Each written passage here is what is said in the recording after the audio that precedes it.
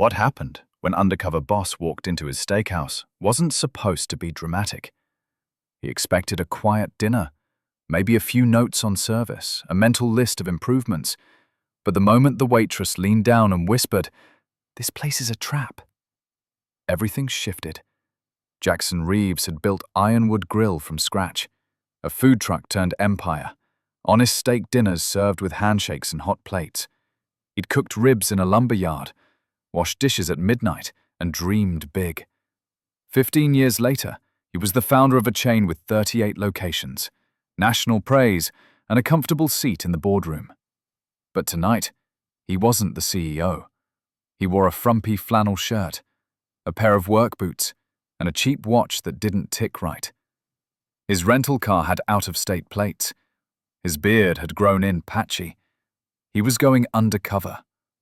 Not on a television show, but in the quiet, personal way of a man who'd started to feel like a stranger to his own legacy. Springfield, Missouri. That's where he was now. One of the newest locations. Also, according to recent reports, one of the worst. High turnover, bad Yelp reviews, and a parade of managers who seemed to flee faster each quarter. Something didn't add up. The corporate team blamed market volatility. Jackson didn't believe in volatility. He believed in systems. And this one was broken. He sat in his car for a long time before walking in. From the outside, the restaurant looked nearly perfect. Warm lights glowing through tall windows, rustic beams, classic ironwood signage. But small cracks appeared if you knew where to look. Overflowing trash near the patio, a flickering bulb above the front door. Sloppy. And Jackson was never sloppy. He stepped inside just as a family walked out, the father muttering about slow service. Inside, it was almost as he designed it. Soft jazz, leather booths, crackling fireplace, but the rhythm was off. Empty bread baskets still sat on tables, napkins left untouched. Servers moving quickly but without grace, more like they were scrambling to stay afloat. A hostess, too chipper to be genuine, greeted him with the kind of hollow smile that didn't reach the eyes. "Welcome to Ironwood Grill. Table for one?" "Just me," Jackson said with a softened voice, tweaking his pitch to sound more relaxed. "Somewhere quiet, if you've got it." He was seated in a booth near the back, the kind of spot a man could watch the whole floor from without being noticed. He scanned the room. Managers weren't helping. Guests weren't smiling. The music was slightly too loud, like someone turned it up to drown out the tension. This wasn't one bad shift. This was cultural decay. A few minutes passed before a waitress approached. Neatly tied hair, apron crisp. Name tag read Elena. "Hi there, I'm Elena. I'll be taking care of you tonight. Can I get you started with a drink?" "Just water, and maybe a glass of your house red, if it's decent." She gave a small, polite nod. "Coming right up. Our special tonight is mesquite grilled sirloin with rosemary potatoes. But honestly," she lowered her voice just slightly, "the chicken's the safer bet. More consistent lately." Then she was gone. Jackson stared after her. That was the first red flag. Not what she said, but how she said it. Honest, controlled, exhausted. He'd heard enough forced pleasantries in his life to know when someone was telling the truth under their breath. Dinner unfolded like a quiet test. Jackson played the part. He asked about specials, smiled at the plating, pretended not to notice the burnt edges on the garlic bread. But all the while he watched Elena. She was good, polished, careful, but there was a stiffness to her, not in her posture, in her eyes. The kind of weariness that came from bracing for impact. And when the manager appeared near the kitchen, her entire body language shifted. Back straight, smile tight, eyes darted, like she was being watched. He asked questions as casually as he could, said he might stay in town longer, joked about applying for a job. Her hands hesitated mid-pour, just briefly. She looked around, then lowered her voice again. "Depends what you're looking for." That was her second honest moment.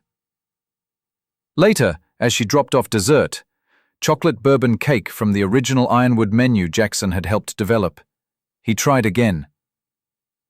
"You know," he said lightly, "I really might apply here. This town's growing on me. Decent wine, friendly staff." She didn't smile this time. She looked at him, not rudely, not theatrically, just looked. "If you're serious about switching careers," she said slowly, "there are better options out there." He tilted his head, playing dumb. She hesitated. Then, "Look, I probably shouldn't say this, but you seem like a decent guy. This place," her voice dropped, "it's not what it looks like. They make it sound great online. Tips, promotions, benefits." She gave a dry laugh. "It's a trap." Jackson froze. Not outwardly. Not enough to draw attention, but inside, it hit like a punch. Trap. Not mistake. Not problem. Trap. And this woman, this exhausted, careful waitress, had just cracked open something far deeper than she knew. He nodded quietly. "Thanks for the honesty." She blinked, realized what she'd said. "Forget I mentioned it." Then she was gone, back into her role, like it never happened. But Jackson didn't move. He sat there staring at the cake. The next evening, Jackson came back. This time he parked further from the restaurant, staying in the car for a few extra minutes, watching. The lot was full, good sign for a normal business, but not for someone who now understood the illusion. A busy restaurant didn't mean a healthy one. Sometimes it just meant the mask was thicker. He pulled his cap lower, took a breath, and stepped back inside the Springfield Ironwood Grill. Same hostess greeted him, same tired smile trying to be cheerful. When he asked to sit in Elena's section again, she gave him a brief glance, just enough to notice, but she didn't ask questions. Just led him to the same booth in the corner. When Elena arrived, there was a flicker in her face. Recognition, suspicion, or maybe she was just more tired than yesterday. "Back so soon?" she asked, voice neutral. "The chicken piccata was too good to stay away," he said with a friendly smile. "The sides. Still haven't found a place to live. Guess I'm becoming a regular." She didn't smile, but she didn't walk away either. Water and house red again? Exactly. As she disappeared toward the bar, Jackson scanned the place with different eyes now. Eyes that weren't hoping for the best, but expecting the worst. He noticed the bartender first. Young guy, probably mid-20s, forcing a smile for customers. But every time the floor manager passed by, his shoulders tensed. Same with the hostess. Perky voice, yes, but she visibly flinched when spoken to. One teenage server nearly dropped a tray trying to carry it solo. No one helped. The manager wasn't managing. He was watching. Watching too hard. And there was something else. Near the host stand, a small black lockbox mounted to the wall. A busboy walked by, folded a bill in his hand, looked over his shoulder, and dropped it in. Quiet. Like making an offering to something that didn't deserve worship. When Elena returned with the wine, Jackson leaned forward just a bit, dropping his voice. "Been thinking about what you said yesterday, about this place." She didn't respond right away, just poured the wine, steady hands, steady eyes. "I shouldn't have said anything," she muttered. "I'm actually serious," Jackson said, "about applying. I've been on the road too long. This town feels still. I need something steady, and I appreciate honesty." Elena looked around, not like she was about to bolt, but like she'd already decided. She checked her watch. "My break's in 15. If you're really curious, meet me out back." Then she walked away like nothing happened. 17 minutes later, Jackson found her sitting behind the building, next to the employee's smoking bench. "You've got 10 minutes, she said, "and I'm risking my job talking to you." Jackson sat next to her, not too close. "I get it. I won't quote you. Just help me understand." Elena sighed, then bit into her sandwich, like she needed the calories just to get through the truth. "This place isn't broken by accident," she said. "It's built like this." She glanced at him. "They cap us at 29 hours a week. On paper, it's so they don't have to offer benefits. But the workload, it's 35, easy. They expect you to cover shifts, stay late, train newbies. You do it. You're a team player. You don't, your next schedule comes back with 2 shifts and a warning." "And the tips?" Jackson asked. She gave a bitter little laugh. "They created something called a tip pool. All the tips go into one big pot. They say it gets divided monthly, but nobody sees the breakdown. They take out admin fees. Say the fridge broke or someone didn't meet performance standards, whatever that means. You work a whole week and get maybe 20% of what you earned. The rest? Gone." He felt it in his gut. Cold, metallic. Theft.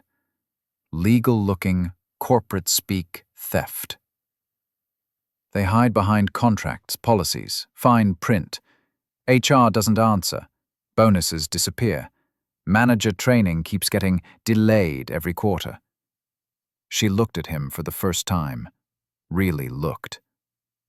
"Why do we stay? Kids. Rent. Hope. Hope that maybe if we hang on long enough we'll get what they promised. But they never meant to lift us up, just bleed us dry." Jackson didn't speak. He couldn't. Not right away. He'd built this company believing culture was its strength. And now here he was, listening to one of his own people describe it like a factory that chewed up dignity and spat out compliance. He swallowed hard. "What if someone told your story?" Elena looked away, her voice quiet now. "I've been doing this too long to think anyone's really listening." Jackson nodded slowly. "What if I am?" Her phone buzzed. She checked it. Break over.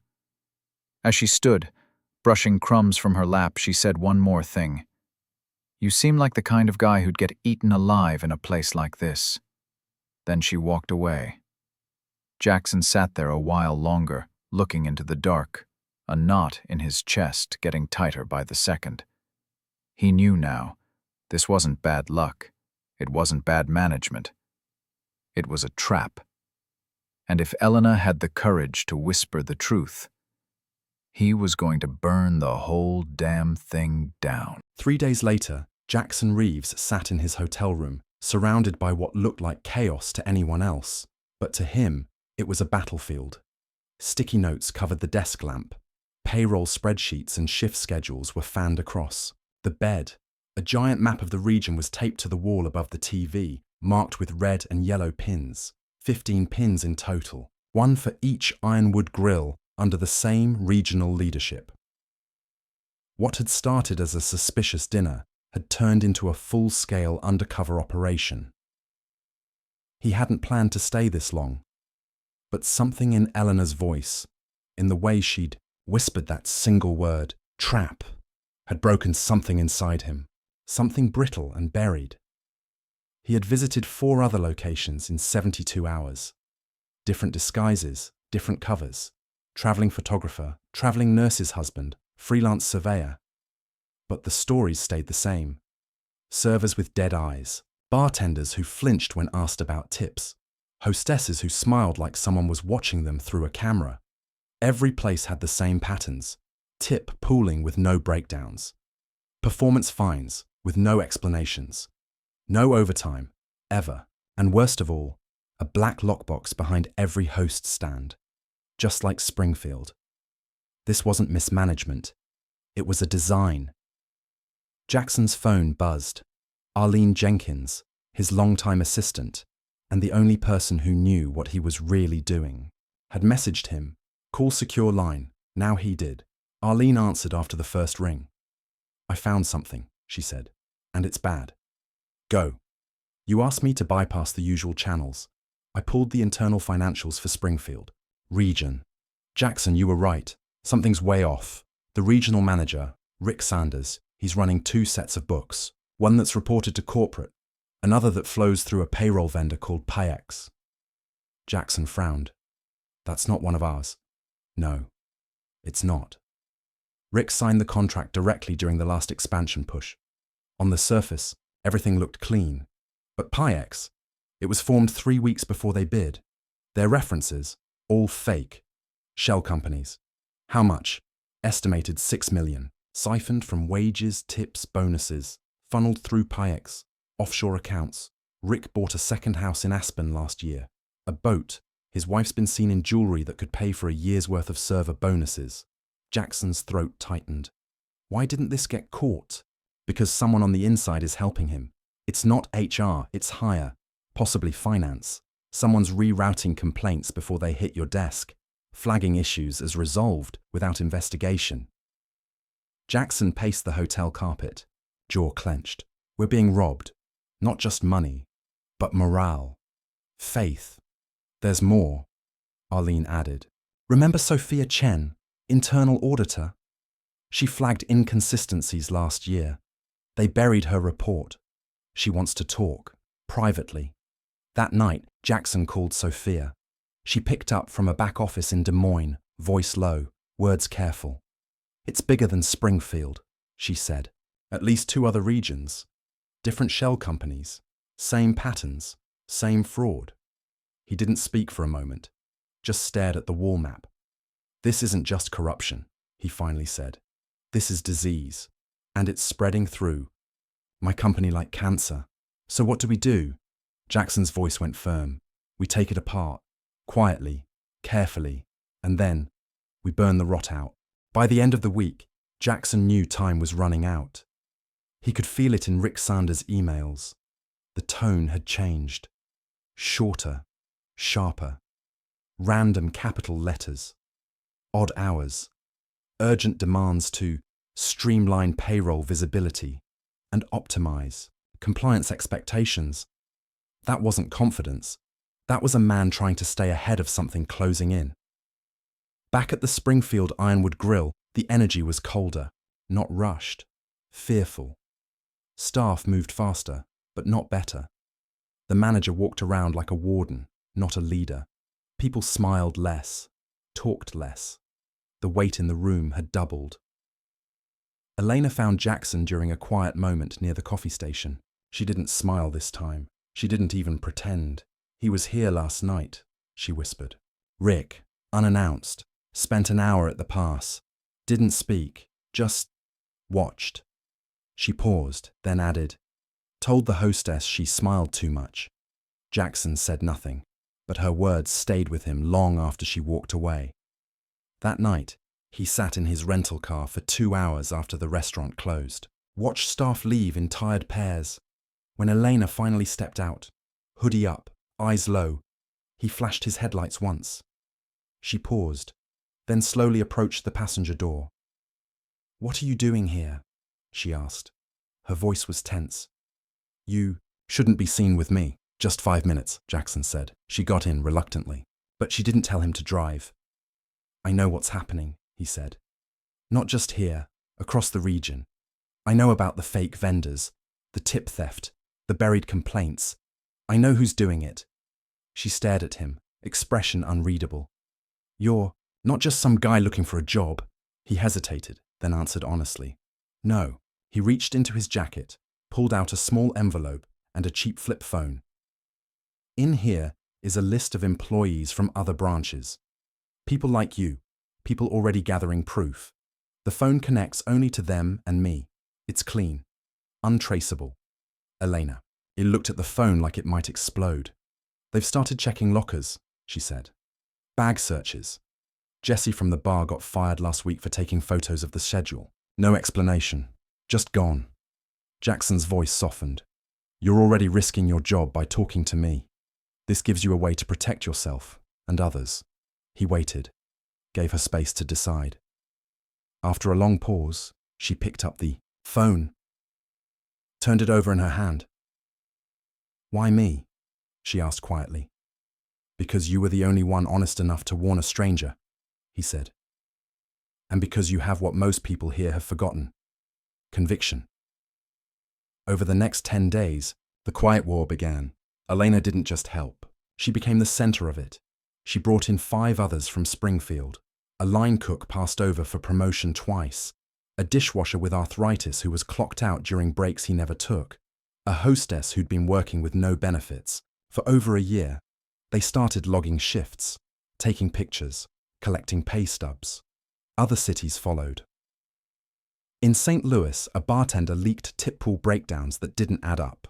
In Tulsa, a manager shared screenshots of behavioral penalties used to cut hours. In Wichita, a busser found a shredder bin full of bonus memos, undelivered and half-torn. Arlene and Sophia coordinated it all. Jackson pulled strings quietly. Transfer requests from Rick went unanswered. Fund transfers glitched. Corporate sent out sudden audit surveys that made Rick squirm, but Rick wasn't stupid. He felt the shift. He called an emergency regional meeting on Zoom, his smile practiced, but eyes tight. No gossip, no leaks, no misrepresentation of culture, he warned, a little too loudly.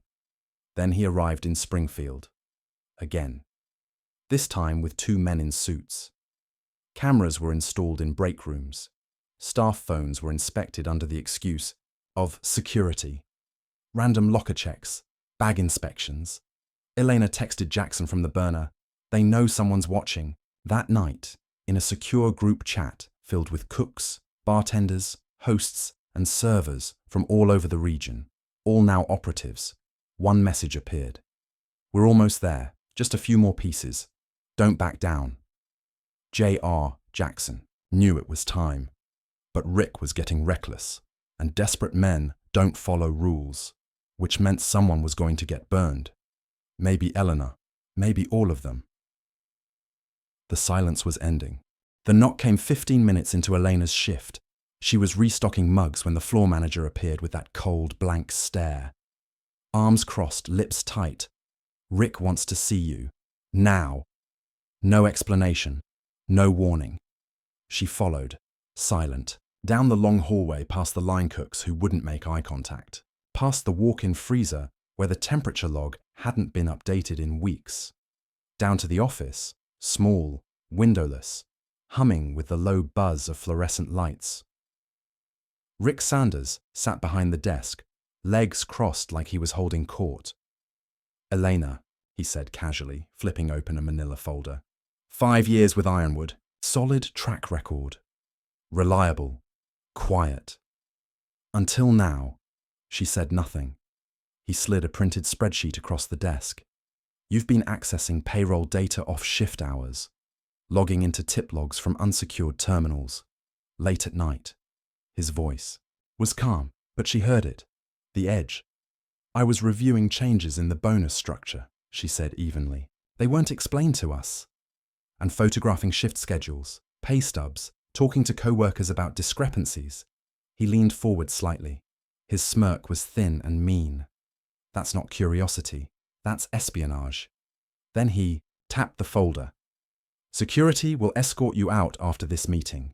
Your termination has already been processed. And just a reminder, your signed confidentiality agreement includes steep penalties for discussing any of this externally." The air in the room grew thick.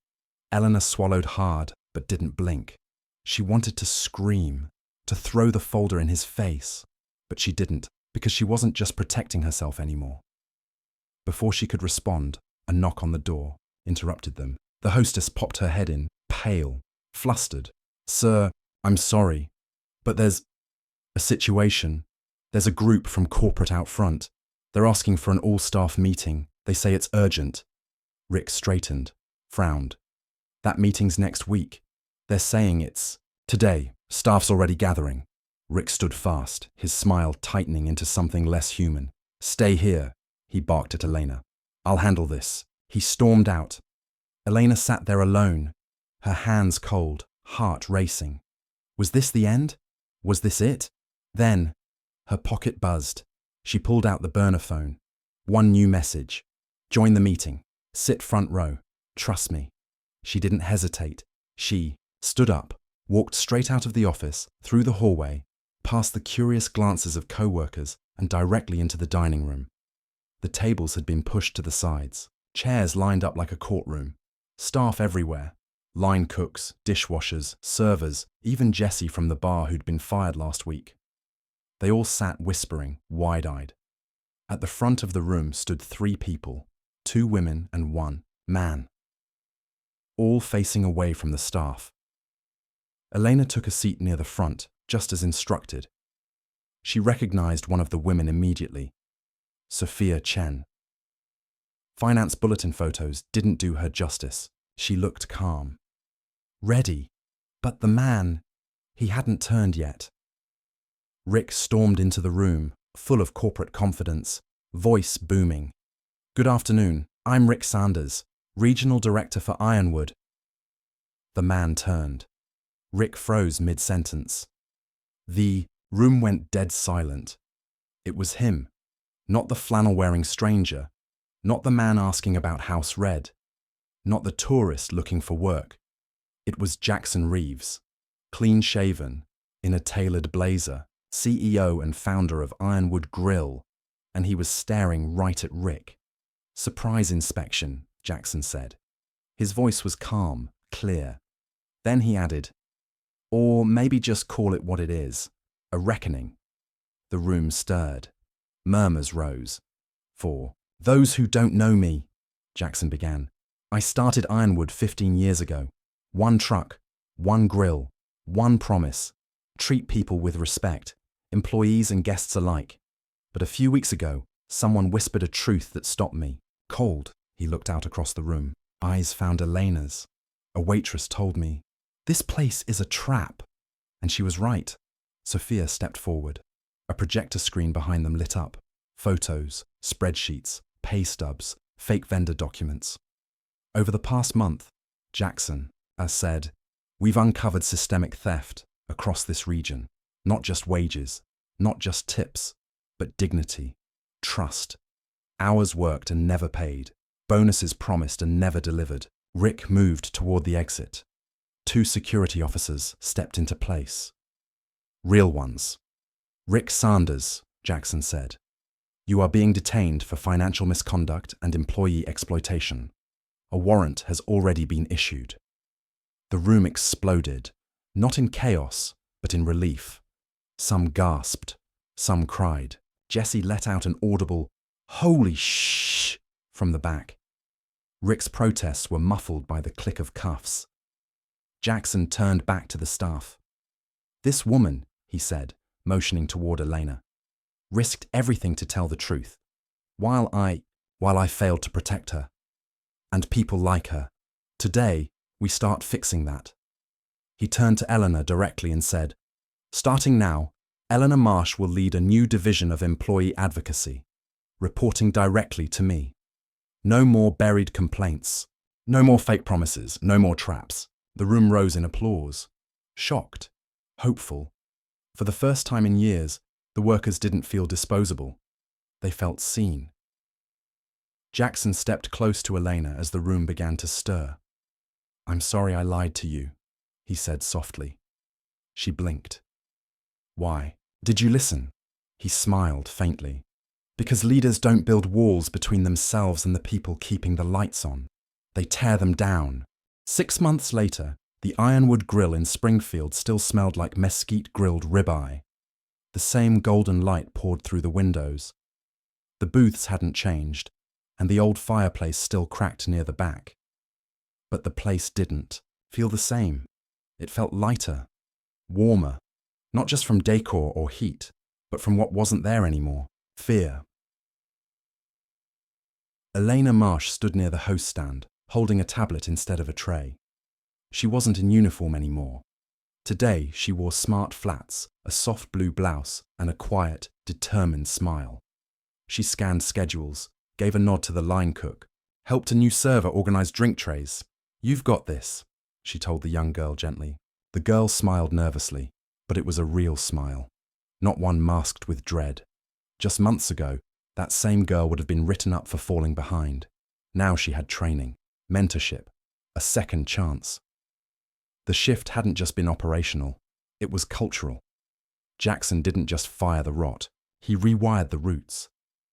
Within 2 weeks of Rick's arrest, a full audit was ordered across every Ironwood location.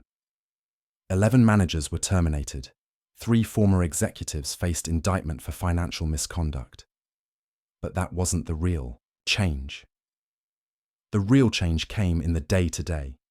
Every restaurant now used a live tip payout system. Servers could see exactly what they earned, by the minute, down to the dollar. Pay stubs came with clear breakdowns. Overtime was logged automatically, and benefits kicked in at 20 hours per week. Turnover dropped 70%. Complaints vanished because people finally believed again in the job, in the promise, in themselves. And Elena, she became the face of it. Appointed Director of Employee Advocacy, she visited every Ironwood twice a month. She didn't come with clipboards or checklists. She came with stories and ears. She held open table sessions. No managers allowed, no filters, just conversations. And for the first time in years, employees actually talked.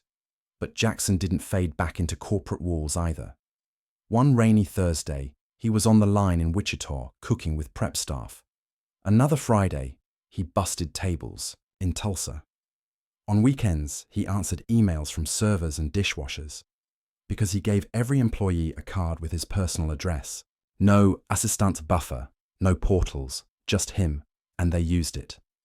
One night in St. Louis, a cook named Miguel handed Jackson a note after shift. It said, "I almost quit this industry, but now I'm building something again. Thank you."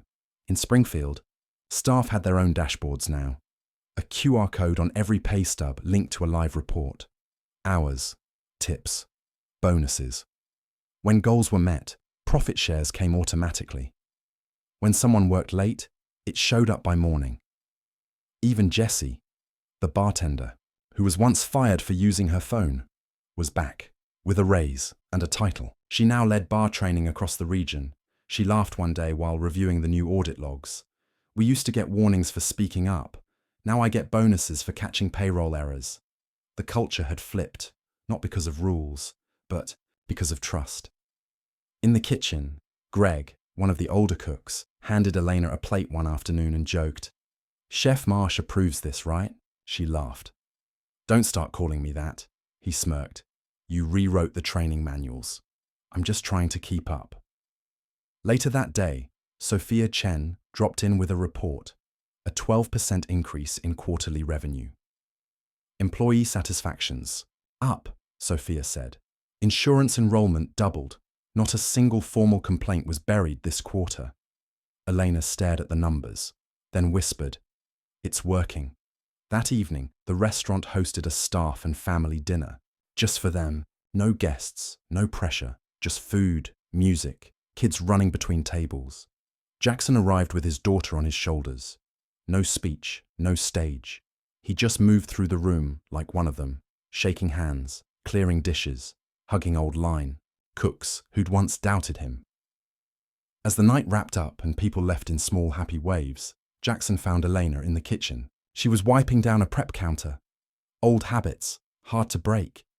He leaned against the doorway. "It's different now," he said. She nodded.